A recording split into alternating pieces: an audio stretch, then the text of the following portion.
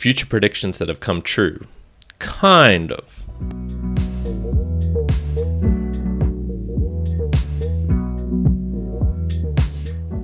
Welcome everyone to another episode of the Mere Mortals Book Reviews podcast. I'm your host here, Kyron, recording on the 4th of July 2024. Happy Independence Day to all of you Americans out there. And as you might surmise, this is the podcast where I predict the dystopian future that is to come. Ooh. No, that is not true. But I do have a book for you today, which is New Rules for the New Economy, actually by an American author, Kevin Kelly, who you will hopefully have heard of before because we have reviewed one of his books on this podcast before. So this book was published in 1999. It's about 192 pages and 5 hours reading, I would say, is what I got through in total.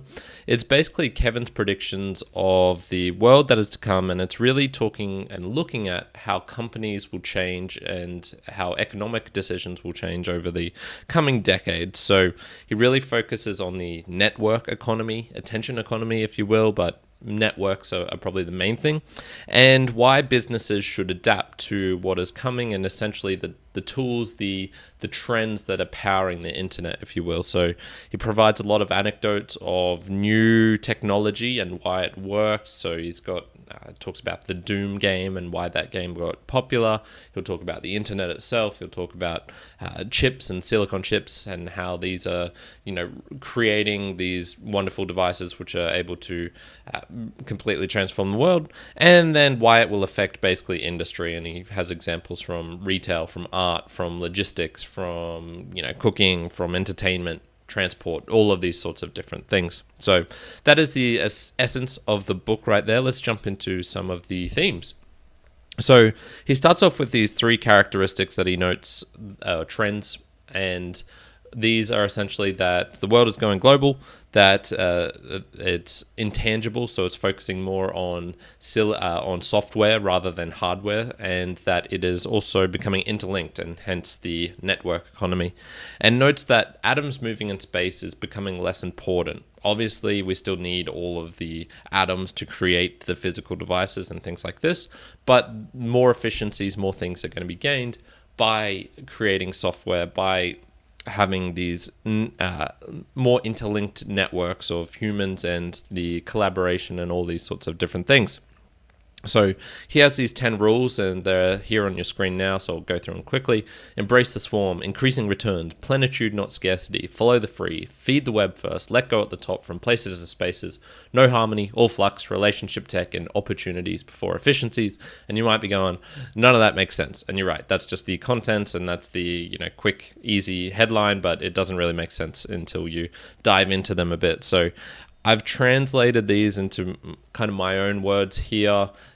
These aren't 10 rules in total, and that's because some of these rules kind of feed into each other as well. So essentially, the things that he was saying are let your users customize things and provide valuable info and data to you that you can use. Adopt open standards and embrace decentralization. Give away your digital product for free, and because your product is going to go to free if it is in digital in nature. Human attention is the only truly scarce commodity. Focused on new opportunities rather than solving problems, and compounding reigns above all, and innovation requires grit and a bit of courage to go through the peaks and troughs. So essentially this whole book was just saying, like, the internet is going to change everything. And remember, this is in 1999 that this book was published, so he'd been writing it in the years prior as well. And he's essentially just saying, look, a lot of stuff is going to change. Your brick and mortar business, it won't do well unless you start to adopt at least some of these things that are happening, because advertising is going to change, marketing is going to change, human behavior is going to change, and we can certainly see that a lot of change has happened in the last 25 years since this book was published.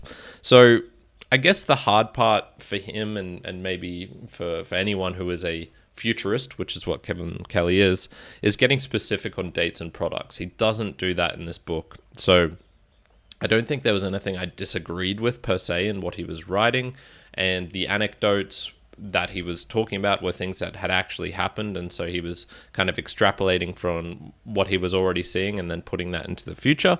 But the translation of this into predicting things like podcasts, things like drones, things like social media, or things like cryptocurrencies, I didn't see much of that in this book. I didn't see concrete things where I could say, oh yes, he knew where this was going, and being able to say and really think about it and go look at it and go, yes, okay, I can kind of see how this will work.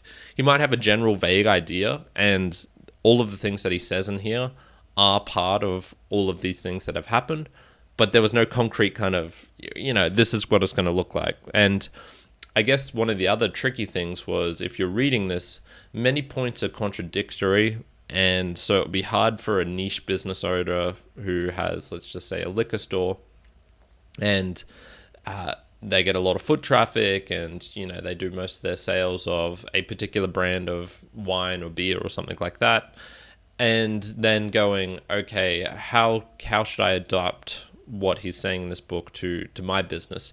Because I just wouldn't even know where you'd begin with some things. So, for example, don't seek refuge in scarcity.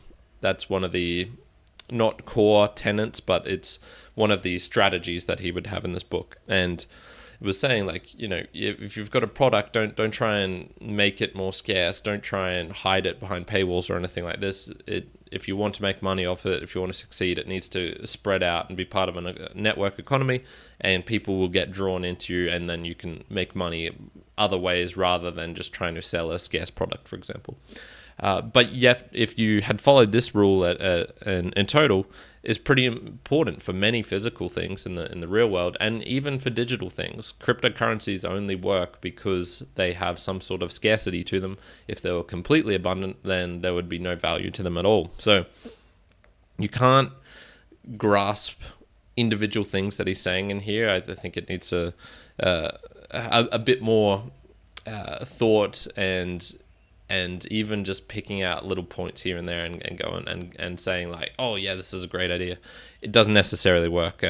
And I guess one of the things also I was theme-wise from this book was he mentions ebooks twice in this, and I looked in the glossary as well, and there was only 2 mentions of eCash in the whole book.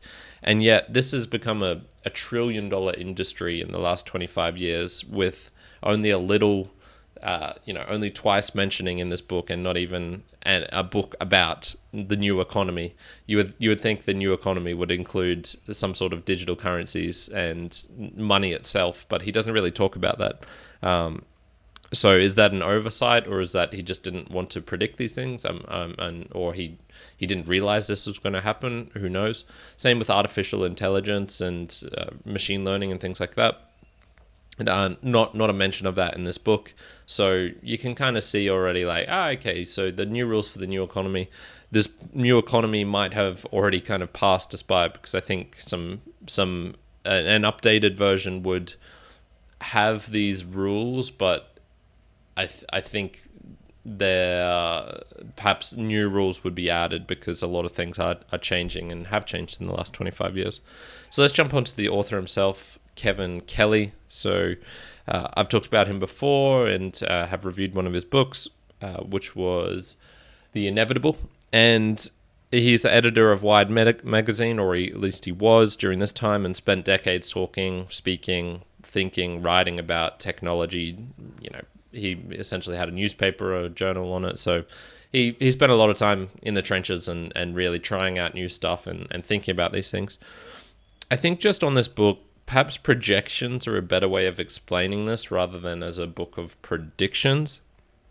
He typically would explain his rule, give some examples of it, and he'd have like these, highlighted, bold mini paragraphs or mini sections saying, okay, this is what you need to think about, and then strategies at the end of how to take advantage of this, I suppose the thing that was lacking for me whilst reading it was examples of, okay, if you have a liquor store, this is what you might want to do. If you have this sort of business, this is what you might want to do. They were all just vague enough that that it was kind of hard to just grasp and go like, okay. It made sense with hindsight, but if I was reading this in the time and when it was published in 1999, I'm not sure how applicable it would have been. And the whole book itself gives the feel that it's directed more towards people who own companies, who work in companies, who perhaps are managers in companies, rather than to individual people like myself who, I guess I've got like a small business with the podcast itself, so perhaps it might have been useful for that if podcasts had existed at the time. But it really does feel like this book was suited more for a certain type of person in an industry perhaps where they were already feeling the weight of like, okay, business is changing and I might need to change with it. So let's go into the final summary and similar books recommendations perhaps. A book like this is great for looking at the recent past and understanding why and how business has changed and how the world has changed itself. I actually had fun reading it and going like, oh, okay, yeah, I can see why the things he was talking about, why this resulted in some of the biggest trends over the last 20 years. If you had used this as a guide, perhaps it would have been better suited for a holistic approach, because I think if you'd followed any one rule or any one subset of a rule and just followed that, it would not necessarily have leaded towards a better outcome for you or your company or trying to make money in this new economy. Could have just got crushed. So I think this is a good intro for analyzing technology and trends, but it also is kind of lacking in the terms of what is it that makes these things really valuable, such as a cryptocurrency like Bitcoin or a social media platform like Twitter, for example, because it's the underlying kind of human psychology and nature, which I think is what really gives the value and makes people use these things. And yes, the technology is there and it helps, and you can help understand, networks and things like this is how maybe networks run, and this is maybe why it makes them valuable. But the real kind of core, heart, juicy thing that makes something really valuable is not what you find in this book, which is probably also why he wasn't really making predictions per se and just kind of projecting and talking of like a vague future. So overall, it was an entertaining book with some new insights and stories. There was a couple of cool things I'd never read in there before, but now reading it, it kind of feels slightly old. So overall, I'm going to give New Rules for the New Economy, 10 Radical Strategies for a Connected World by Kevin Kelly, 6.5 out of 10. It was an okay read. Personally, I preferred more his other book, The Inevitable, which is a more recent book and had, dare I say, it was bolder. He had more predictions. He was painting the future world of what it would look like and having actual saying, okay, this is how a house will look like in the future or an apartment. Whereas now, this one was just kind of vague. It was just a bit too vague for me, and it felt a little bit stale. So thank you everyone for joining in on this much shorter book review than normal. I wanted to keep this one short and tight. So this is a Value for Value podcast. I just ask that you help me with this venture. There are no ads on this. There are no sponsors. So you're always just going to get the books that I love reading and with no external outside control or influence over them, and hence these reviews are going to be as authentic as possible. But I do just ask that you help out with helping this channel, and there's a couple of different ways you can do that. Sharing it, word of mouth, telling someone that you know that you enjoyed these book reviews or that they were talking about a book. And I've covered many different books on this, so if you go check out the channel, you'll probably find it in there. Some talent, give me some book recommendations. What are some things that you are enjoying, that you have liked reading? I would love to know that. Particularly suit it and tailor it for me. So if you find that I'm not enjoying certain books, obviously probably don't recommend them unless it's a groundbreaker in that genre, perhaps. But I do really love to know what you at home are reading and what you have enjoyed in the past. And then finally, if you want to help out financially, because it does cost money to host this as a podcast, to create all these things, time and stuff like that. You can do that via a PayPal link down below or going to meremodelspodcast.com/support. And there's a couple of different ways you can help support there. So that is it for today. Thank you, everyone. I do these live. I really enjoy doing these live. So at the moment, I'm doing them 10 a.m. on a Brazilian standard, Brazil, BRT. I don't know what the R stands for. I really should look that up. But that will just be, wherever that is you are in the world. You can check that out. I always put the thumbnail up on YouTube and on the podcasting app, so you can have a little look-see beforehand of when the next book review is going live. I will do a couple more, so I've have a couple more in the bank. I will be doing a general, these are some books that I didn't like or I didn't get through and I only read maybe 5-10% before I dropped them. I've got a list of that coming up. I am reading this Portuguese one here at the moment, Jorge Amado's Capitães da Areia. I hate that word. And I'm also reading The Iron Heel by Jack London. And what else? Alila by Robert Pirsig. And I've got many more in the bank as well. One will be doing some in the future. So much to look forward to as usual. Thank you everyone for joining in. And until the next time, ciao for now. Kyron out. Bye.